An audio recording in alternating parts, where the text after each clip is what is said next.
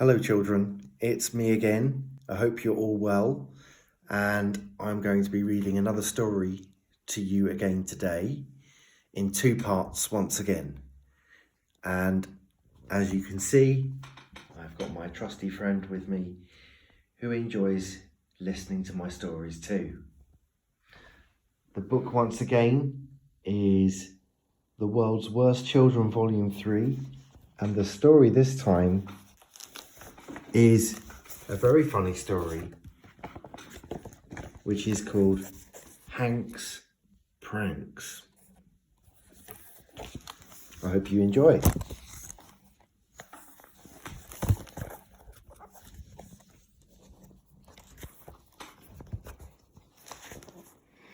Pranks can be harmless. Pranks can be fun. Not Hank's pranks. Oh no. They were deadly, as you might well expect from one of the world's worst children. Not a day went by without Hank playing a trick on someone. It could be something simple, like deflating a balloon every time his teacher sat down to make it sound as if they'd blown off. Sticking strips of sticky tape to the door frame so anyone passing through became stuck in it. Or putting cling film around the toilet bowl so you splashed yourself as you peed. Smearing butter all over the kitchen floor so it became as slippery as an ice rink. Or tickling his sleeping father on the nose with a feather so he woke up with a giant sneeze. Or something more elaborate, like pretending to be poisoned in the school cafeteria by painting his face purple and then lying on the floor moaning loudly, "Oh, beware the fish pie."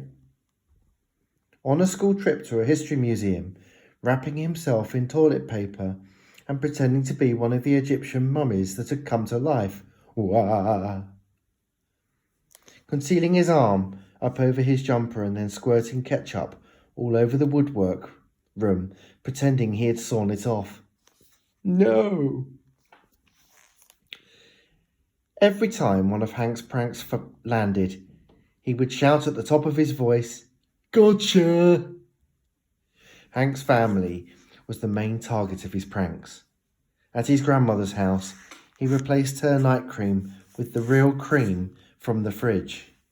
This meant she spent the whole night fighting off her 6 cats, who all tried to lick it off. "Meow! Off!" yelled the poor lady. "Gotcha!" said Hank.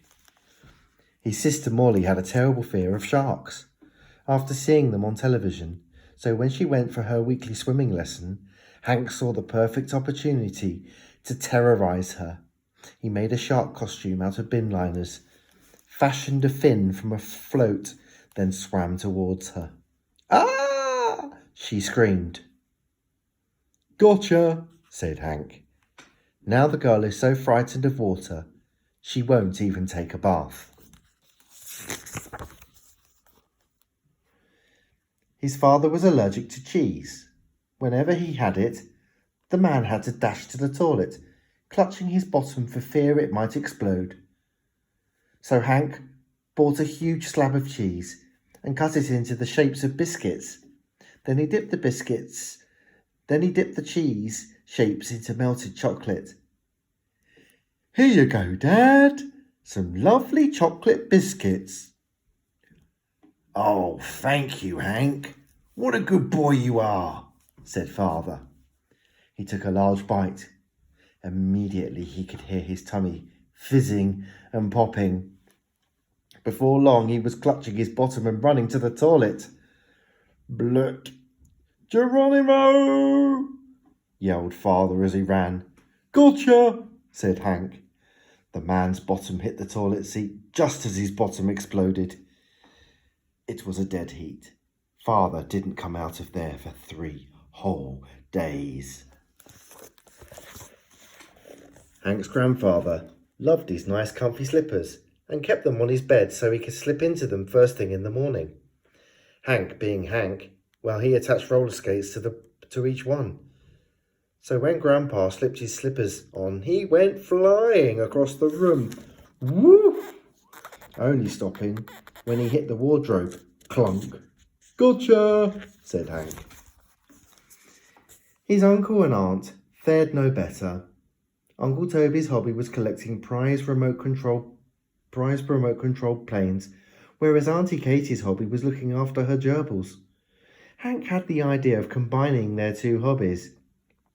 While he was staying over at their house, he put the gerbils in the planes and took them to the skies. The poor creatures were so terrified, they parachuted out.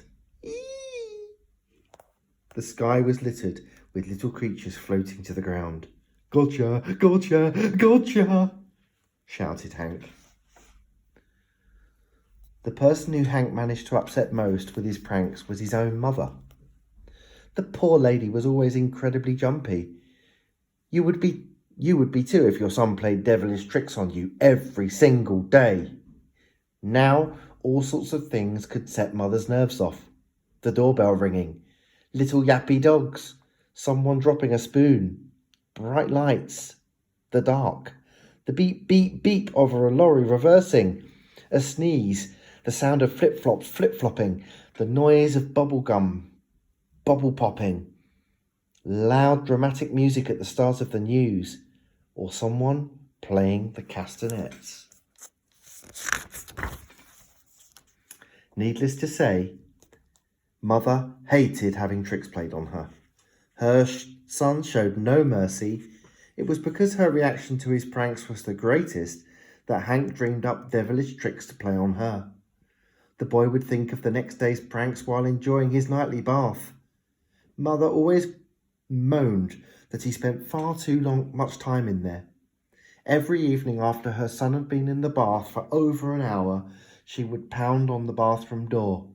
Bung, bung, bung. Hank, come out! If you stay in that bath a second longer, my boy, you will end up withered like a prune.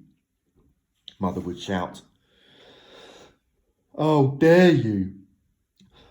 Hank would brawl out back from the bath. Never interrupt a genius at work. What do you mean at work? The lady would splutter. You are not at work. You are in the bath. I am thinking. As usual, it was lying in the bath that Hank had what he thought was a genius idea.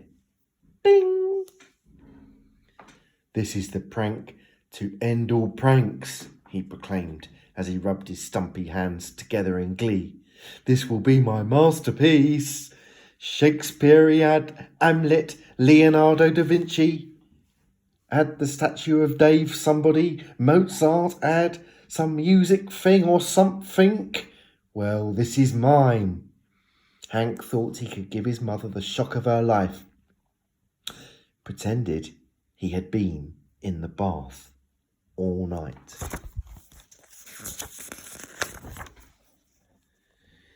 No doubt this would cause her to go bananas. Steam would come out of her ears.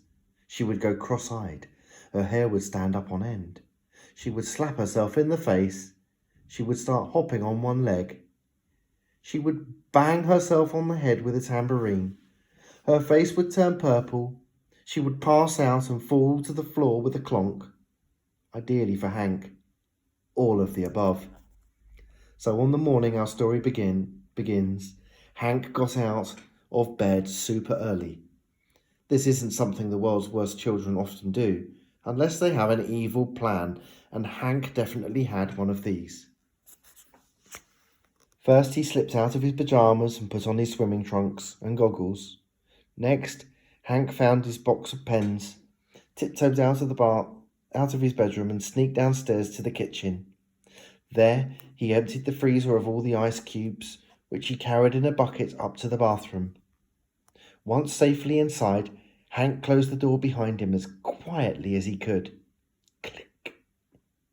Now Hank looked at himself in the bathroom mirror.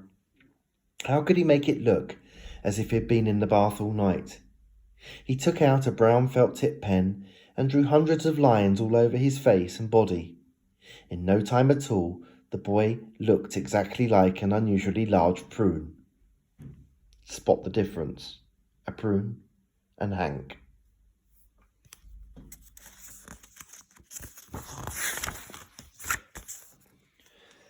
As silently as possible, Hank ran the cold tap and added all the ice. If the bath was hot, nobody would believe that he'd been in there all night. With trepidation, Hank stepped into the bath. It was cold. Last, he lay down in the water and waited for his mother to wake up. Sure enough, after a short while, Hank heard the sound of his mother clomping down the corridor to the bathroom. Clomp, clomp, clomp. Yes, thought Hank, though he kept quiet as to not spoil the awful surprise. What a shock was awaiting his mother. It was sure to make her go absolutely gaga. Except Mother never looked in the bath. The lady had only just got up and was still half asleep. She slumped down on the toilet for a few moments before flushing the chain. Flush. Mother was out of the bathroom in moments. Oh dear, thought Hank. Still, she is bound to come back soon, and then... Gotcha! Now, it was the beginning. It was beginning to feel horribly cold in the bath. Hank started shivering, and his teeth began chattering. Chatter. What's more, the boy could feel his skin was puckering and withering like that of a prune. There had been no need for felt tip lines after all. Still, Hank had come this far. He couldn't give up now. Mother was sure to return to the bathroom any moment. Moments came and moments went. After what seemed like an hour, Mother did finally return to the bathroom, but instead of turning on the shower and seeing her son lying in the bath, the lady washed her face in the basin. Her daughter Molly breezed past to grab her toothbrush. "Have you seen Hank?" asked Mother.